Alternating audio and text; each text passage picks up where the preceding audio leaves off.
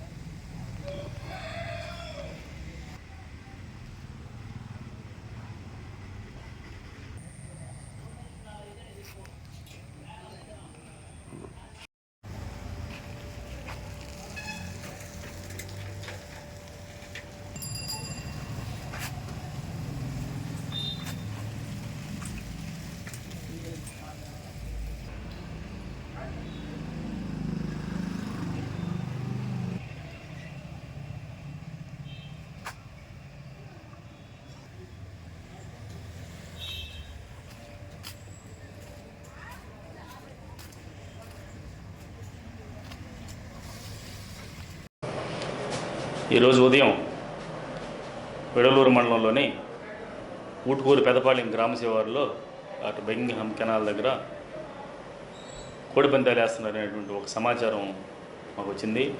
దీని మీద మా ఎస్పీ గారి ఉత్తర్వుల మేరకు మా rural DSP sir Ghattamaneni Srinivasarao sir, నేను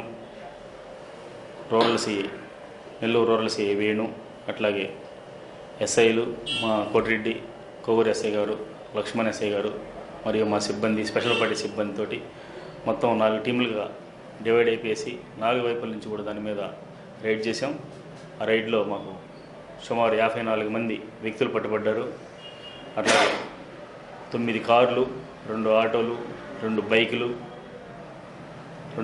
ఒక 14 కోళ్ళు, ఆ కోళ్ళకి కత్తులు కట్టేటువంటి కత్తులు, అట్లాగే ఆ దొరికినటువంటి వ్యక్తుల వద్ద నుండి 6,24,500 రూపాయలు డబ్బులు అన్నీ కూడా స్వాధీనం చేసుకున్నాం.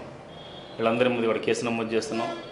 ఈ ఊటుకూరు పెదపాలెంలో ఇవన్నీ ఆర్గనైజ్ చేసినటువంటి వ్యక్తులను ఒక 5 మందిని ఐడెంటిఫై చేస్తున్నాం. ఆ 5 మంది వ్యక్తులు కూడా ఆ ఊరు పెద్ద మనుషులే. వాళ్ళందరి మీద కూడా కేసులు నమోదు చేస్తున్నాం. అందరినీ కూడా చట్టపరంగా చర్యలు తీసుకుంటాం. వాళ్ళకి సంబంధించిన మొబైల్స్ అన్నీ కూడా సీజ్ చేస్తున్నాం.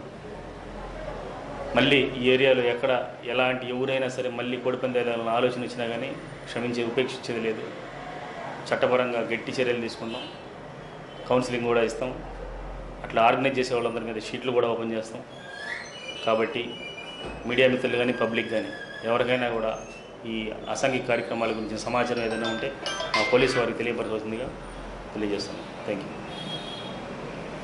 మరిన్ని తాజా వార్తలు ఎప్పటికప్పుడు తెలుసుకునేందుకు మన గ్లోబల్ న్యూస్ లోకల్ టీవీని సబ్స్క్రైబ్ చేసుకొని లైక్ చేసి కామెంట్ చేయండి.